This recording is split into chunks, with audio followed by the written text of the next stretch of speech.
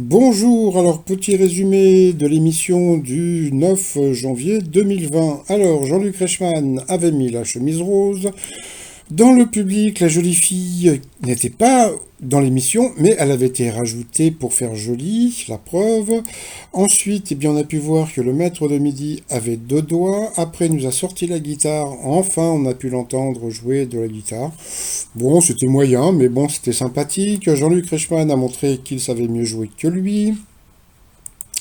Au coup d'envoi, la première question, quel organe humain contient un cornet? Donc bien sûr, c'était l'œil.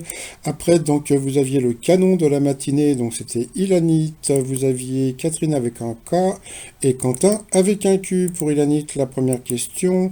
À quel moment les Français préfèrent-ils consulter les réseaux sociaux avec leur smartphone? Eh bien, c'était devant la télévision. Pour Catherine avec un K. Quel mannequin les Français recherchent-ils le plus sur Google? Donc c'était Émilie Ratajkowski. Après, pour Quentin, lors d'un concert en Allemagne qu'a fait Ariana Grande, qui a déchaîné son public et les réseaux sociaux, elle s'est détaché les cheveux. Oh là là, quelle coquine cette fille. Ensuite, quel nom a-t-on donné au squelette nénien Yves Coppens? Donc bien sûr, c'était Lucie. En 1781, à quoi Benjamin Franklin a-t-il consacré un essai? Donc, c'était aux flatulences, donc prout ma chère. Après, de qui le rappeur Coolio s'est-il inspiré pour choisir son nom de scène? Eh bien, c'était super marrant parce que c'était de Rolio Iglesias. Eh bien, ça, il fallait le savoir. Donc, bravo aux auteurs. Pour quelle raison la chanson traditionnelle Koro Beiniki est-elle connue dans le monde entier? Donc, c'est la musique de Tetris. Ça aussi, c'était, comment dire, une question très sympa à connaître. Ensuite, quel tube de l'été 1986 a lancé la carrière musicale de Corinne Charby? Donc, bien sûr, c'était Boule de Flipper et non pas Testicule de Dauphin, comme était noté sur l'autre. Après, quel animal de compagnie est interdit de séjour à Hawaï? Eh bien, c'était le hamster. Donc, Ilanit est passé au rouge, qui dit rouge dit duel. Elle a pris Catherine avec un K en duel, qui a eu cette question. D'après un vieux terme anglais, quand il ne désigne pas un directeur de Poudlard, le Dumbledore est un bourdon. Ensuite, au coup par coup, d'abord c'est Quentin qui est passé à l'orange, ensuite ça a été Lanit et après ça a été Eric, pardon. Et puis après, encore Ilanit qui est repassé à l'orange, donc au rouge, qui dit rouge dit duel. Elle a pris Quentin en duel, qui a une question qui n'était pas évidente, qui a sorti un disque sous le diminutif Fabi au début de sa carrière. Eh bien, c'était Axel Red, son vrai prénom, c'est Fabienne.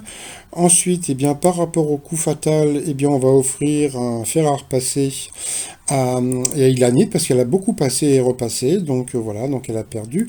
Par contre, alors, elle a eu droit à un bisou du maître de midi, mais il s'est passé un truc assez exceptionnel que je n'avais jamais vu depuis qu'Eric était là. Il faut savoir qu'Eric est célibataire puisque sa femme est restée en Bretagne. Et ben regardez l'œillade, même comment dire, les regards un peu coquinous, et même à la fin il est resté sur elle comme ça. Donc je crois qu'il était en train de la draguer ouvertement. Donc en plus à la télévision, il faut savoir Eric que c'est filmé tout ça. Donc après par rapport au coup de maître, donc il était encore tout émoustillé, mais selon l'expression avec quoi peut-on le dire quand on veut exprimer son amour, donc avec des fleurs. Donc j'espère qu'il a acheté des fleurs pour Ilanit. Après, avec la poitrine de quel animal la pancetta est-elle fabriquée? Donc c'est avec du halouf. Ensuite, qu'est-ce qu'il a eu après? D'où vient le mot Gotha qui désigne un ensemble de personnalités donc de la ville de Gotha en Allemagne? Et puis à la fin, non, il y a eu celle, dans quel film Bourvil incarne-t-il avec le commissaire Mattei, donc c'était le cercle rouge. Et puis à la fin, il s'est planté, pourtant c'était assez simple. De quel grand couturier le spectacle Fashion Freak Show était mis en scène la vie, donc c'était Jean-Paul Gaultier, donc, mais bon, peut-être que je connais la réponse parce que je suis un Paris-Go tête de veau. Ensuite, par rapport à l'étoile mystérieuse, ça ne bouge pas, donc c'est toujours Iggy Pop qui sera trouvé dans pas longtemps. Et puis sinon, comme on peut voir, donc Eric vient de dépasser sa 50e émission et il est à plus de 200 000 euros de gains. Sauf que Margot, elle, Elle a 15, comment dire, 15 émissions et elle a déjà 236 000 euros de gains. Il faut savoir que dans les gains de Eric, il y a une vitrine. Donc la vitrine était à plus de 30 000 euros. Donc je crois que il a que 150 ou 160 000 euros d'argent liquide. Sinon le reste c'est que des cadeaux. Donc voilà. Pour une fois que France 2 paye plus cher que TF1. Et puis bah pour finir, bah toujours le tablier. Je voudrais si vous voulez déjeuner en paix.